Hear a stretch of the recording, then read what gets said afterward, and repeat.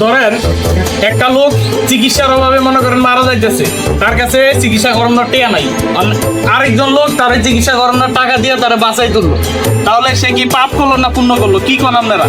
এটা তো পূর্ণ হইব। মাতবর তুমি কি বুঝাতে চাইতেছো কসে দেখি? না না কিছু না, এটা একটা উদাহরণ দিলাম আর কি। এটার লোকের বিচারের আসলে কোনো সম্পর্ক নাই। কি বিপদ বললাম রে। আচ্ছা শুনেন, তারা কি লেগে চুরি করছে এটা তো আপনারা জানেন না, এটা তো আমি জানি। তারা এই ছাগল চুরির টাকা দিয়া একটা বৃদ্ধ লোকের জীবন বাঁচাইছে। তার আবার জীবন বাঁচাইলো। আরে 3 গ্রাম পরে মক্কেলপুরে তারা লই একটা ফুলা পরে, ওই ফুলার দাদি মরে যেতে লইছিল, টেয়া নাই, চিকিৎসা করতারে না, তারা ওই ছাগল বেচার টেয়া দিয়া ওই দাদির জীবন বাঁচাইছে। আমরা তো কিছু শুনলাম না। আপনারা উন্নয়ন করতে গত রাতে ওই এলাকার মেম্বার আমারে ফোন দিছিল রাত্রে, আজ যাক তারা আমরা গ্রামের এই 3 ফুলের মালা দিয়ে বরণ করবে।